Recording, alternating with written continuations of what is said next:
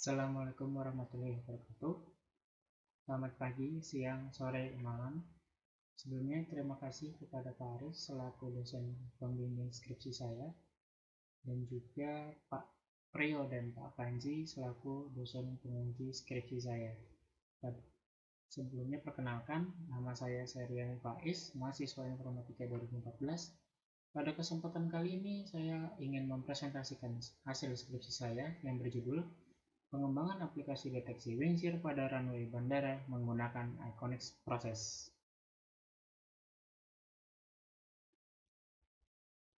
Latar belakang skripsi saya itu dalam bidang penerbangan, selain pelajaran dan efisiensi, faktor keselamatan merupakan faktor penting agar meminimalisir terjadinya kecelakaan. Menurut KNKT, dari 212 kecelakaan yang terjadi pada 2010 hingga 2016, penyebab terbesar terjadinya kecelakaan pesawat terbang adalah tergelincir di landasan terbang atau runway sebesar 40,09%. Penyebab terbesar kedua ada 17,92% penyebab lainnya, yang salah satu diantaranya adalah terjadinya wingsir. Fenomena wingsir pada runway bandara tidak bisa dihindari, sebab faktor terjadinya wingsir adalah kondisi alam dan cuaca di sekitar bandara. Maka dari itu, diperlukannya aplikasi untuk mendeteksi terjadinya fenomena wingsir pada setiap bandara. Rumusan masalah yaitu bagaimana mengembangkan sebuah aplikasi peringatan dini wingsir di runway bandara. Tujuannya menghasilkan aplikasi deteksi wingsir pada runway bandara yang bisa diimplementasikan di banyak bandara.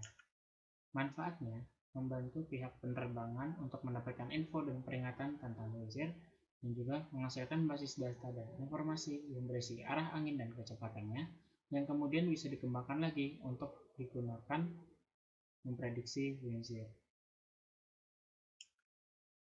Ruang lingkup dari skripsi saya yaitu aplikasi ini mengenangani pengelolaan basis data arah angin dan kecepatannya. Aplikasi tidak mengolah data langsung dari sensor, melainkan mengolah data yang sudah disimpan pada basis data. Aplikasi menghitung arah dan kecepatan wingsir menggunakan rumus vektor, rumus mencari kecepatan angin, dan rumus mencari arah angin dengan arc tangen. Sebelumnya, bandara dan runway. Bandara adalah area tertentu di daratan atau perairan yang termasuk bangunan, instalasi, dan peralatan pengoperasian bandar udara yang diperuntukkan baik secara keseluruhan atau sebagian untuk kedatangan, keberangkatan, dan pergerakan pesawat. Runway adalah jalur perkerasan yang dipergunakan oleh pesawat terbang untuk mendarat atau lepas landas. Menurut Horonjev di 2010, sistem runway di suatu bandara terdiri dari perkerasan struktur bahu landasan, bantal hembusan, dan daerah aman runway. Wingsir adalah perubahan arah dan kecepatan angin dalam waktu yang sangat singkat. Wingsir terjadi secara tiba-tiba. Adanya perubahan arah dan kecepatan angin dalam waktu singkat dapat mengakibatkan pesawat kehilangan gaya angkat secara tiba-tiba. Angin tersebut mendorong pesawat dengan kecepatan dan kekuatan yang lebih besar dari kemampuan pesawat sehingga pesawat sulit dikendalikan. Hal ini terjadi jika terdapat awan CB atau cumulonimbus di sekitar bandara yang dapat mempengaruhi kondisi cuaca termasuk angin. Lalu, untuk menghitung wingsir, setelah mendapatkan data dari sensor, tahap pertama adalah mengubah derajat sensor I dari degree ke radian dengan rumus 1 degree dikali pi per 180. Itu masuk ke rumus pertama. Tahap berikutnya adalah menghitung resultan vektor step vektor dengan rumus Vix sama dengan VI dikali sin sudut I.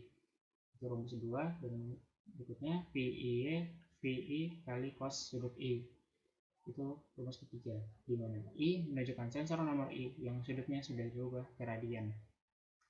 Lalu untuk mencari kecepatan wingsir dapat diperoleh dengan rumus PS12 sama dengan akar P2Y min V1Y kuadrat ditambah P2X min V1X kuadrat. Itu masuk rumus 4. Satuannya adalah knot.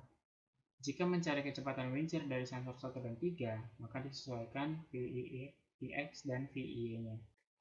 Untuk mencari sudut arah angin wingsir dapat diperoleh dengan rumus S12 sama dengan arc tangen dari V2Y min V1Y dibagi V2X min V1X. itu masuk rumus kelima. Jika ingin mencari arah angin sensor 1 dan 3, maka tinggal disesuaikan 1 dan V2-nya. Jadi V3Y min V1Y per V3X min V2X. Yang dimana yang V3Y adalah arus angin.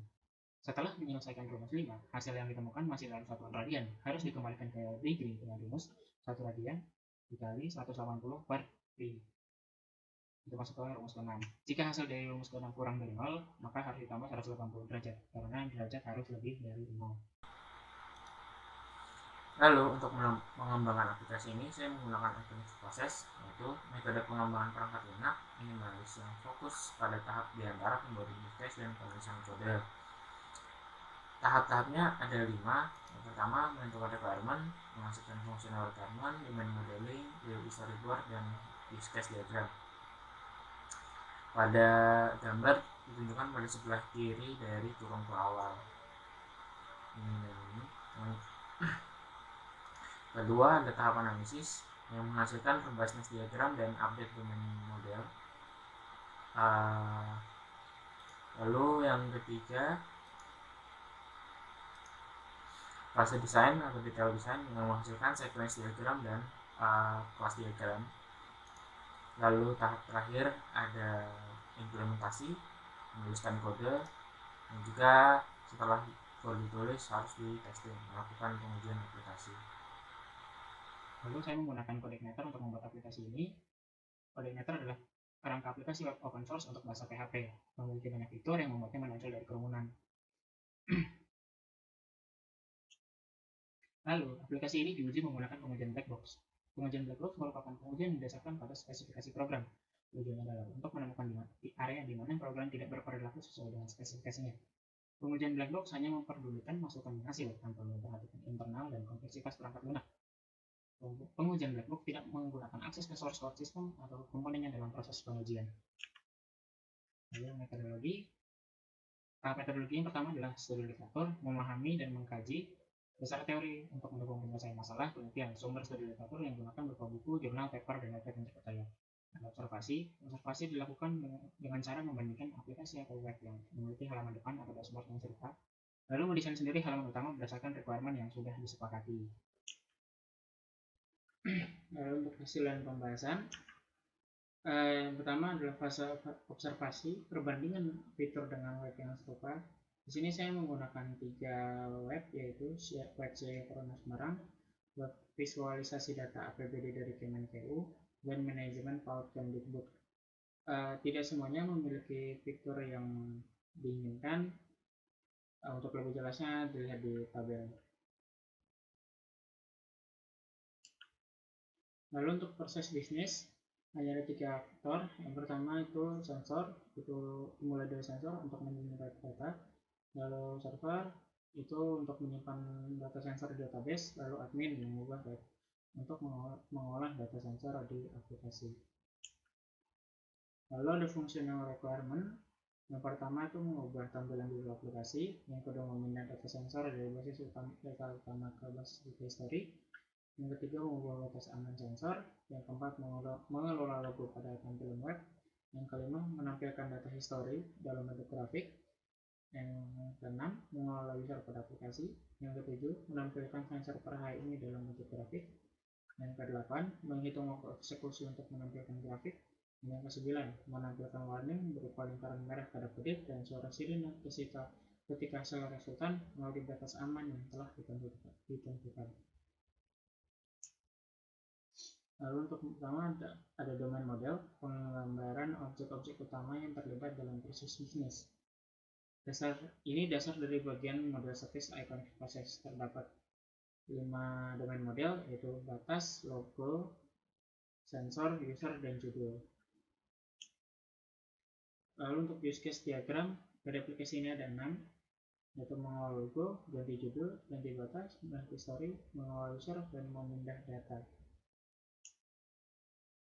Lalu berikutnya ada robustness analysis, membantu perolehan dari skenario use case menjadi objek-objek yang dibutuhkan pada fase desain. Menghasilkan robustness diagram untuk masing-masing use case. Jadi nantinya ada 6 robustness diagram yang ada di laporan. Yang saya tampilkan di PPT ini contoh untuk robustness diagram mengganti judul aplikasi. Lalu model statis yang tadinya model statis itu di-upgrade jadi kelas diagram tingkat analisis. Atribut setiap kelas diperoleh dari skenario case, GUI, dan kebutuhan fungsional. Kelas yang baru ditemukan ditambahkan pada model statis.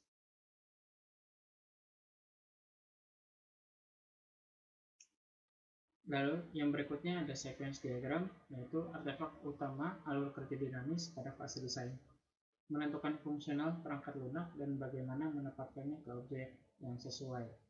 Yang saya tampilkan di PPT ini adalah contoh dari sequence diagram untuk mengganti judul. Lalu berikutnya, sebelum mengimplementasikan ke codingan, ada kelas diagram. Selama pembuatan sequence diagram, metode yang ditemukan ditambahkan pada kelas yang sesuai. Pada tahap ini, model statis telah menjadi kelas diagram dengan penambahan atribut dan metode.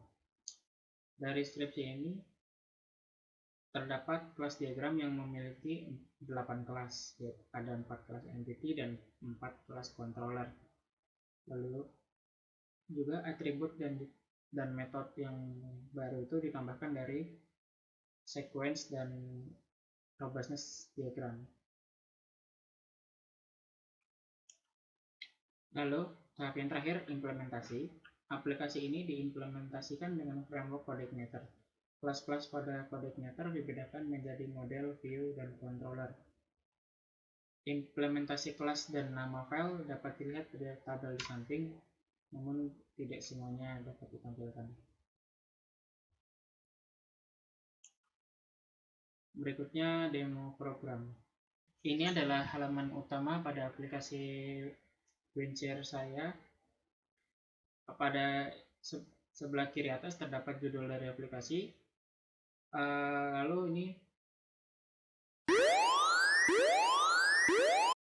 terdapat suara sirine dan warna merah kelap-kelip menandakan sedang terjadinya WinShare. Nah, jika hijau ini berarti aman untuk lepas landas. Lalu pada homepage ini di sebelah kanan juga ada tombol login untuk admin dan juga logo-logo yang sudah disimpan di database. Lalu pada sensor terdapat tulisan kecepatan dan arah, ini bisa diklik untuk memunculkan model GAUK untuk sensor. Setiap sensornya bisa diklik. Lalu untuk arah akan menampilkan grafik untuk hari ini saja. Saya sudah mengenerate data. Untuk mengenerate data di localhost WinShare x/generator_x di halaman yang berbeda. Saya sudah mengenerate data sekitar 2294 data untuk setiap sensornya. Untuk menampilkan grafik dibutuhkan 1744 millisecond. Ini bergantung dengan spesifikasi yang dimiliki oleh komputer atau laptop yang digunakan untuk menggunakan aplikasi. Lalu login.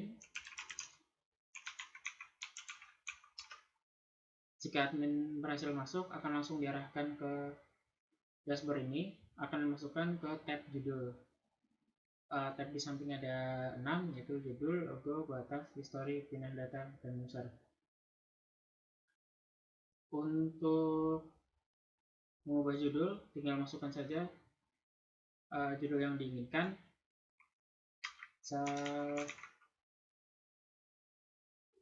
Judul file cannot exceed 25 karakter inline. Jadi ada error. Jadi ada aturan-aturan juga, tidak boleh melebihi dari 25 karakter. Kita ganti saja jadi WinShare saja. Simpan. Maka untuk kembali ke home, klik yang ini. Sudah terganti. Lalu yang berikutnya ada logo. Untuk di menu logo ada fitur untuk menambah, mengubah, dan menghapus. Yang pertama, misal coba menghapus logo KNKT. Ini akan muncul seperti tadi dan langsung terhapus. lalu tambah, kita mau mengembalikan logo KNKT yang tadi.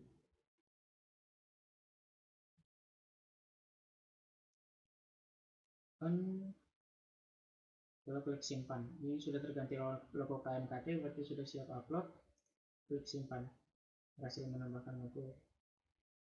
Lalu misalnya kita ingin merubah gambar yang lain, logo BMKG misalnya, kita masuk ke halaman ganti logo, lalu pilih file. Misal kita mau coba upload gambar yang lebih besar, yang cukup besar dari ukuran logo biasanya. Misalnya ini 1920 ukurannya. Simpan. Sudah ada penanganan errornya. Lalu untuk yang sudah ada penanganan errornya, lalu misalnya kita mau menambah, masuk ke halaman tambah logo, lalu pilih logo yang diinginkan. Langkah Sakura sudah disiapkan, simpan, dan berhasil menambah logo. Lalu berikutnya ada batas. Batas yang sudah ditentukan adalah 15 knot. Ini dalam satuan knot. Kalau kita ingin masukan yang diterima hanya angka, tidak bisa menerima huruf, hanya angka. Kalau kita setting ke 25, simpan, ada notifikasi berhasil menekan batas. Lalu kembali ke home.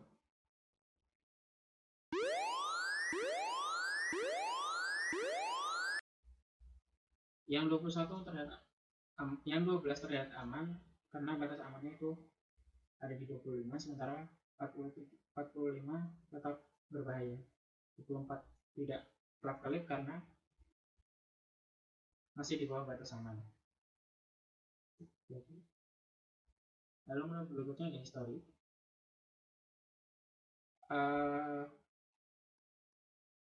Kita memilih dulu data sensor berapa yang ingin dipindah. Sensor 1, maaf bukan dipindah, tapi kita ingin tampilkan grafiknya. Kita ingin menampilkan data dari tanggal 1 Mei hingga 1 Juni. Lalu kita tampilkan. Dengan menggunakan laptop saya, untuk menampilkan grafik dibutuhkan 4183 milidetik atau sekitar 4 detik, dengan data yang ditampilkan sebanyak 10.699 baris. Nah, ini berlaku sama untuk sensor 2 dan sensor 3. Lalu berikutnya ada pindah data. Data yang dapat dipindahkan dari tanggal 25 Agustus 2020 hingga tanggal 18 Oktober. So, kita langsung saja pindahkan datanya dari tanggal 25 Agustus hingga misal 30 September. Kita memakan waktu. Nah, langsung ada notifikasinya jika sudah berhasil. Lalu berikutnya ada menu user. Kira-kira untuk fiturnya sama dengan yang logo, ada tambah user, ubah password user, dan juga hapus user. Pertama, misalnya kita coba hapus user, akan ada notifikasi juga berhasil. Lalu mengubah password admin, hanya perlu memasukkan password baru,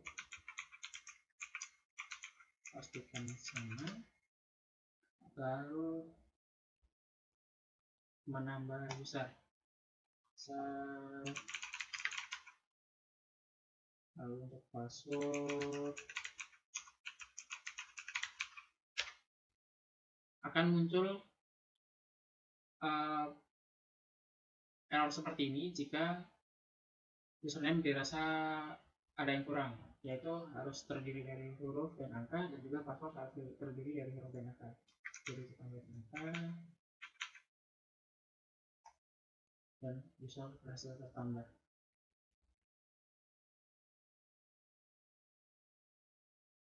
Berikutnya ada fase pengujian. Pengujian bertujuan untuk mengevaluasi apakah semua fungsionalitas aplikasi berjalan sesuai dengan benar tanpa ada kesalahan. Pengujian sistem dilakukan dengan metode black box. Hasil pengujian menunjukkan seluruh butir uji pengujian sistem pada aplikasi deteksi unsur menghasilkan kesimpulan diterima. Butir uji dapat dilihat di laporan dan juga ada di lampiran laporan. Dan berikutnya ada analisis hasil uji. Pada tahap analisis hasil uji, ada dua komponen yang akan diuji, yakni menguji formula yang digunakan untuk mencari arah dan kecepatan lansir, serta menguji performa aplikasi untuk menampilkan grafik sensor. Aplikasi analisis uji formula dilakukan dengan membandingkan hitungan formula yang digunakan aplikasi dengan perhitungan manual. Lalu ada analisis uji performa dilakukan dengan menampilkan data sensor dari data yang sedikit hingga jumlah data maksimal yang mampu dijalankan oleh aplikasi. Hasil dari analisis uji formula menunjukkan kecocokan antara fungsi di aplikasi dengan hasil hitung manual. Untuk penulisannya ada di laporan bab 4. Lalu analisis uji performa. Uji performa dilakukan untuk menguji waktu eksekusi aplikasi menampilkan data sensor, baik sensor hari ini maupun sensor yang sudah ditampilkan sudah disimpan di basis data history. Uji performa dilakukan di 4 perangkat, laptop dan 1 personal komputer dengan spesifikasi yang berbeda-beda. Hasil dari uji performa bervariatif. Perangkat yang memiliki spesifikasi lebih tinggi mampu menampilkan jumlah data sensor dalam bentuk grafik lebih banyak dibandingkan spesifikasi yang lebih rendah. Analisis uji performa ditampilkan secara lengkap di laporan bab 4. Dan terakhir ada kesimpulan. Rata-rata kecepatan aplikasi untuk menampilkan grafik untuk data paling sedikit yang diujikan sekitar 521 data adalah 1 detik. Namun, untuk jumlah data maksimal yang dapat ditampilkan aplikasi, jumlahnya berbeda. Hal ini didasarkan pada spesifikasi perangkat yang digunakan saat pengujian. Berdasarkan hasil analisis uji performa yang dilakukan pada 5 perangkat, perangkat dengan spesifikasi yang lebih tinggi mampu menampilkan seluruh data sensor sebanyak 130.239 data dalam bentuk grafik dengan waktu sekitar 5 hingga 6 detik. Sekian presentasi skripsi dari saya, kurang lebihnya saya mohon maaf. Wabillahi taufiq wal hidayah. Wassalamualaikum warahmatullahi wabarakatuh.